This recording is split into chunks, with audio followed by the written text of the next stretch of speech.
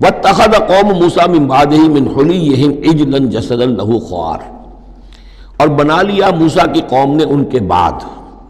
حضرت موسیٰ علیہ السلام جب چلے گئے کوہ طور پر تو پیچھے یہ ایک فتنہ اٹھا ہے سامری، یہ سامری جو ہے اس نے فتنہ اٹھایا، اور جو کچھ ان لوگوں کے پاس، اسرائیلیوں کے پاس جو ان قبطیوں کے زیورات بہت سے رکھے ہوئے تھے امانتاً، وہ بھی جانتے تھے کہ یہ قوم، یہ چونکہ ابراہیم کی نسل میں سے ہیں تو یہ امانت دار ہیں، جب یہ وہاں سے چلے تو وہ سارے جو ہیں وہ زیورات بھی وہ لے کر آ گئے تھے اپنے دشمنوں کے، ان زیورات کو لے کر اس نے گلایا، آگ میں تبایا، گلایا، اور اس سے ایک بچھڑے کی شکل بنائی، اور کچھ ایسی کاریگری رکھی کہ اس میں سے ہوا جب گزرتی تھی ایسے سوراخ رکھ دیے کہ اس میں سے ایسی آواز آتی تھی جیسے کہ بچھڑا جو ہے وہ بول رہا ہے، اور اس نے کہا یہ ہے تمہارا خدا۔ یہ موسیٰ تو بھول گیا، موسیٰ کو مغالطہ ہو گیا، وہ کہاں گیا ہے، کس خدا سے ملنے گیا، خدا تو یہ ہے۔ اور اس میں بھی ایک اور بات دوسری جگہ پر آ جائے گی، یہاں تو نہیں ہے،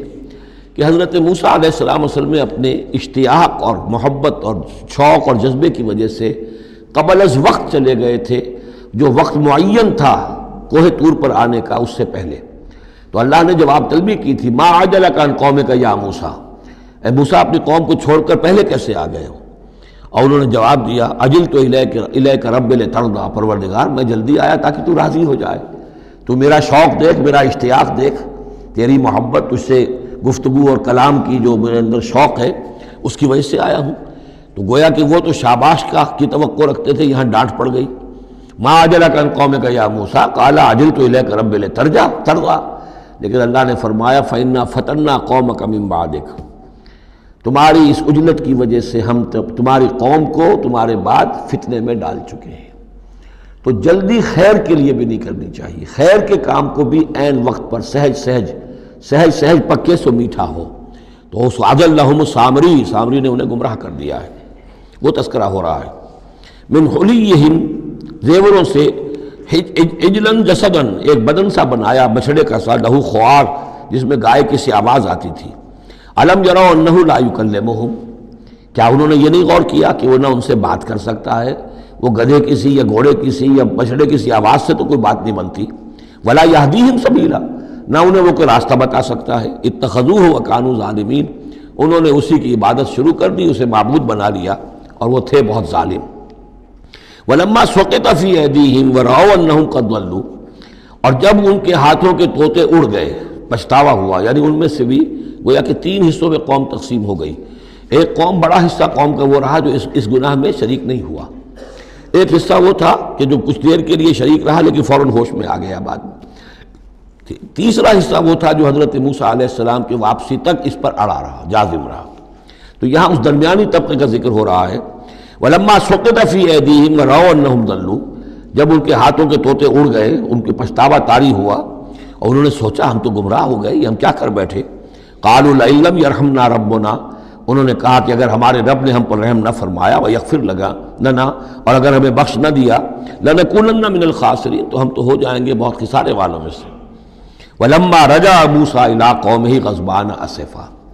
تو جب موسیٰ لوٹے اپنی قوم کے پاس، غضبان آصفا، غضبان یہ فعلان کے وزن پر، رحمان کے وزن پر، نہایت غضبناک۔ حضرت موسیٰ علیہ السلام کا مزاج بھی جلالی تھا، پھر یہ کہ اتنی بڑی گمراہی، اور یہ اللہ تعالیٰ نے کوہ طور ہی پر بتا دیا تھا کہ تمہاری قوم پیچھے فتنے میں پڑ چکی ہے اور وہ گمراہ ہو چکی ہے۔ فَإِنَّا فَتَنَّا قَوْمَكَ مِن بَعْدِكَ وَأَضَلَّهُ السَّامِرِي،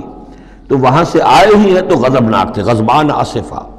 نہایت افسوس میں بھی اور سخت غضبناک۔ قال بئس ما خلفتمونی من بعدی، یہ خطاب حضرت ہارون سے بھی ہو سکتا ہے اور اپنی پوری قوم سے بھی ہو سکتا ہے۔ بری ہے میری نیابت جو تم نے کی ہے میرے بعد، عاجلتم امر ربکم، تم نے اپنے رب کے معاملے کے اندر جلدی کی، میرا انتظار کرتے، اگر اس نے کچھ بنا ہی دیا تھا، کوئی شوبدہ دکھایا تھا، میرے آنے تک انتظار کر لیتے، میں تمہیں بتاتا اس کی حقیقت کیا ہے۔ وَأَلْقَى الْأَلْوَاحَ، اور انہوں نے وہ جو تختیاں لے کر آئے تھے کوہ طور سے تورات والی، وہ تو ایک طرف ڈال دیں۔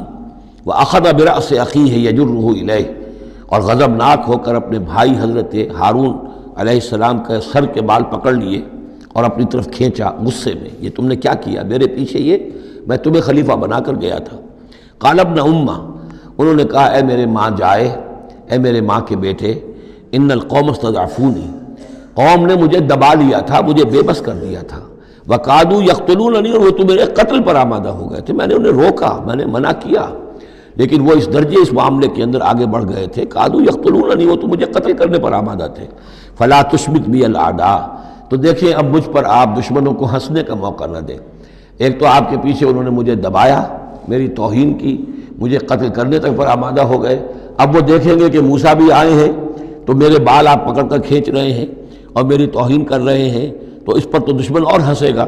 فلا تشمت بی الاعداء، شماتت اعداء یہ ہمارے ہاں پھر اردو زبان میں محاورہ ہے، ولا تجعلنی مع القوم الظالمین، اور مجھے ان ظالموں کے ساتھ نہ کر دیجئے، میں ان کے ساتھ نہیں ہوں، نہ میں نے ان کے ساتھ اتفاق کیا ہے، میں روکتا رہا، منع کرتا رہا۔ قال رب اغفر لی ولاخی، اب حضرت موسیٰ نے دعا کی اللہ سے، پروردگار بخش دے مجھے بھی اور میرے بھائی کو بھی، وادخلنا فی رحمتک، اور ہمیں داخل فرما اپنی رحمت میں، وانت ارحم الراحمین، اور یقیناً تو ہے تمام رحم کرنے والوں میں سب سے بڑھ کر رحم فرمانے والا۔ ان الذین اتخذوا العجل سینالہم غضب من ربہم، اب یہ فیصلہ انہوں نے دیا، یقیناً جن لوگوں نے اس بچڑے کو اپنا معبود بنایا، ان قریب ان پر آئے گا غضب ان کے رب کی طرف سے، گویا کہ قتل مرتد کی سزا جس کا ذکر ہم سورہ بقرہ میں پڑھ چکے ہیں۔ وَذِلَّةٌ فِي الْحَيَاةِ الدُّنْيَا، دنیا میں ذلت بھی آئے گی، وَكَذَلِكَ نَجْزِي الْمُفْتَرِينَ، اور اسی طریقے سے بہتان باندھنے والوں کو، جھوٹ گھڑنے والوں کو ہم جزا دیتے ہیں۔ وَالَّذِينَ عَمِلُوا السَّيِّئَاتِ ثُمَّ تَابُوا مِن بَعْدِهَا وَآمَنُوا، البتہ جن لوگوں نے کچھ دیر کے لیے یہ غلط کام کیا تھا لیکن پھر وہ توبہ کر لی انہوں نے، من بعدہا اس کے بعد، وآمنوا اور ایمان لے آئے، ان ربک من بعدہا لغفور الرحیم، تو یقیناً اس کے بعد آپ کا رب جو ہے غفور الرحیم ہے۔ جن سے عارضی طور پر یہ بات ہو گئی تھی پھر انہوں نے توبہ کر لی، ان کے لیے تو مغفرت ہے، اللہ تعالیٰ معاف فرمائے گا، غفور الرحیم ہے۔ البتہ جو اب تک اس پر اڑے رہے ہیں ان کے لیے یہ حد جاری کی جائے گی۔ یہ بالکل ایسے ہی جیسے سورہ مائدہ میں ہم نے پڑھا ہے محاربے والی آیت میں، کہ اگر کوئی ڈاکو ہیں، راہزن ہیں، کوئی ملک کے اندر فساد مچا رہے ہیں،